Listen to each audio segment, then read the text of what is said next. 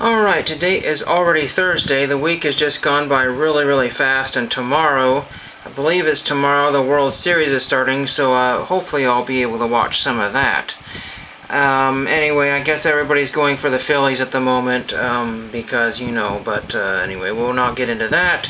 We'll get into what I've discovered or what I found today. And there are a couple pieces of mail that came in. Before that, I wanted to show that these pages are working quite well. These are the recent patches I picked up at the Scout Show, and these are the customized pages I made. I punched holes in it and cut the top off. They stick out of the binder a little bit, but you just use what you have, because, if you don't use what you have, you're just going to go crazy spending lots of time and money just chasing for the perfect item. And if you eventually find that, you can switch them out. But for now, this is where my patches are going in. These are all mostly Oregon-related ones, which are not super easy to find on eBay. Scoutorama Portland Area Council, that's probably like a $5 patch in used condition. I got these 3 for $1, mind you. Mount St. Helens Climb. And this is not a particularly valuable patch, but there's only a few people that probably glommed onto them, except for a few students or kids that earned that or went to that. I've never seen this 1987 Cascade Area Council powwow. Never seen that patch. It doesn't have probably more than $1 value, but I've never seen it. I left it in the plastic holder that it was in. And then there's some other ones here. You've seen these all before. I could have got multiples of most of these, so that would have been cool to do that, but I just like to have one of each. So there are those. Then some postcards came in the mail. This one, unfortunately, is a fail, and this is from Big Bear Lake, California, and I know it's Big Bear Lake because that's what it says on the back of it. And this is a fail right here. So 44 cents down the drain, essentially $2. I did not pay $1 for this postcard, but if I went to eBay and looked for this particular postcard or one similar to it, that would cost about $1. It's a good big resort place, so I don't understand why they don't cancel their mail there. They just send it back. This was a resend. I can't remember if the first one didn't come back, but the second one came back without a cancel. So that's a resend, so it's basically a lost cause. They either don't have a canceler or don't know what to do. But the second one is a success here. This is from Lewiston, California. I just picked a random place for a random card that I had laying around. They gave me an envelope here, a cappuccino stamp right there. October 24th, 22. And they did not stop there. They gave me my postcard back. They canceled only one of the stamps, like what most people do. I like it when they cancel all the stamps. That way there's a chance that at least one of the cancels will come out decent. But anyway, this was, I believe, a Brazil postcard, and I turned it into just a generic postcard here. Put some stamps on there, and then there is the image in question. So some shrubs or plants there, nothing standing, but again, use what you have, because it's just taking me forever. I looked at my list here. I was able to do kind of a count here, and it turns out that I'm looking at maybe 450 more postcards, and I only have about 50 to 75 different examples of postcards that I could theoretically use. Here's one that's not a postcard, but it's the cover to one of those postcard books. You can see where the holes are, and this came in that lot of 1,000 as a postcard. So I have basically put my address in the corner, and I will put the appropriate stamps on there, obviously the ones that don't have the gloss on that. So when the next stamp show comes along, I will be putting this one. This is Mirror Lake and Mount Watkins of Yosemite Valley. So I'm going to be sending that one off somewhere close. There's not a lot of close places anymore, but I'll just, who's going to care?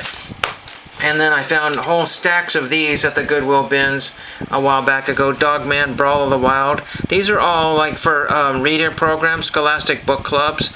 But you see, I use them as attention grabbers for my letters. So somebody will see that, and they will probably pay attention to that letter more so than they will the next plain white envelope. And it looks kind of like a postman, so I'm going to use him. And then this guy here looks like he might be, flying or delivering the mail or something like that. I won't necessarily need to use all these, but there were stacks of them, and eventually they were just going to go in the Goodwill trash. So I bought a big pile of them, and they will just be used. And you could use those for fan packs as well, too, because I did a fan pack, and I used some. I found a postcard with some kid dinosaur stickers stuck to it. Rather than throw away the postcard, I sent it to a college and got a really wonderful fan pack. from that. I'm not saying it's a great. And then the other thing that they did, that post office did for me, was they gave me a nice little letter from their local antique store. That's really cool. Post a card from that. Henry, have a wonderful day. Here is a card from our local antique shop, Lewiston Post Office.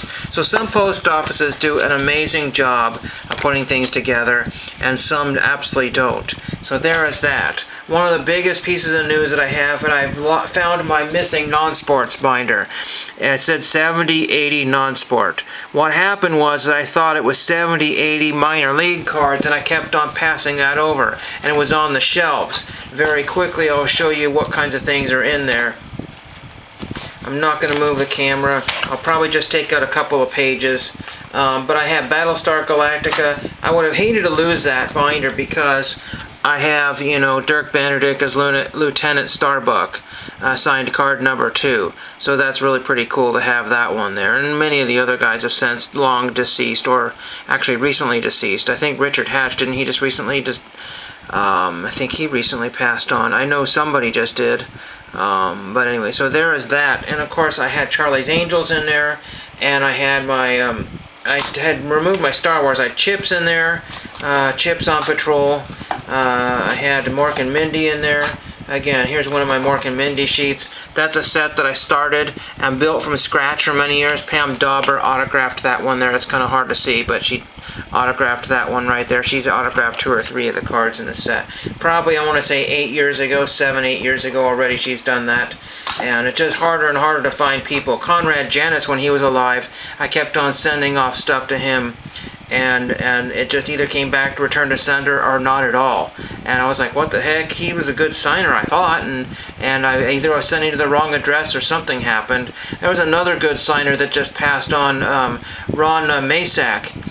Just recently died, and I hadn't written him for like 2 years. I hadn't written him at all, and because I couldn't find a decent picture of him, because everybody wants a picture of him from Murder, She Wrote, obviously, and I couldn't find a picture of him, so eventually I just broke down, printed a picture, and sent it off, and he passed on. So, and that's been gone for a good half a year or more, maybe an entire year. So, a lot of times people are not signing because they're ill.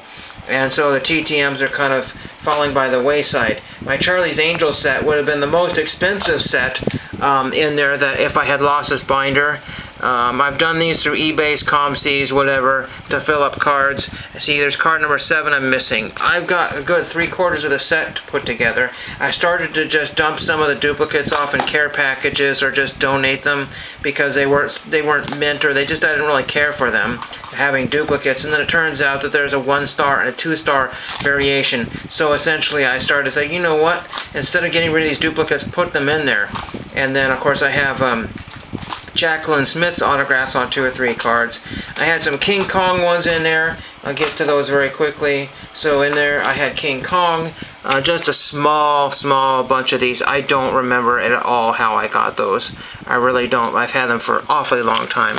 And then there's my Good Times partial set I worked on for a long time, and I said cards are now $2 to $10 each. I use those Chinook Winds playing cards.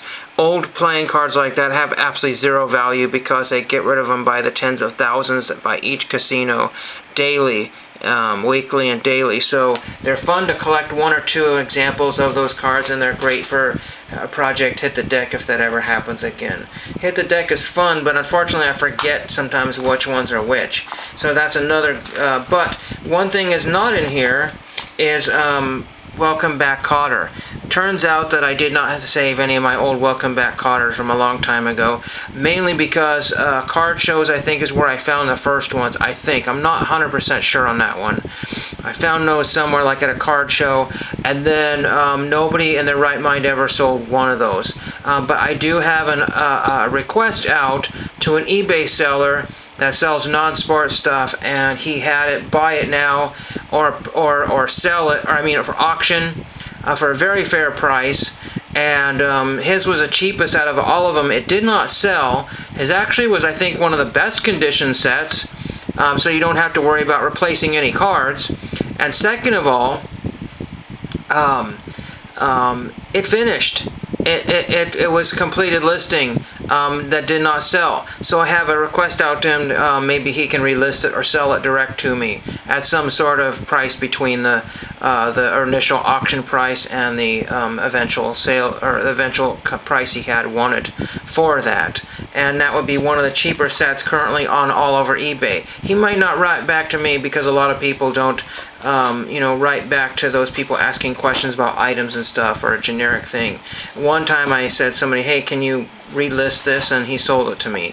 And that's always very fun when you can find something. Once something is gone off of eBay, that doesn't mean it's gone forever. Email the seller and say if would he be willing to list it. Because I told him that I was in the middle of looking for a missing binder, which is true, and I think maybe I noticed the binder was missing a few days afterwards, but somewhere in that particular time, I was looking for those cards, and I was kind of dithering on a set because I did not know what I needed and what I already had. And then when I realized my binder was missing, I was like, oh shoot, I can't buy anything until I do.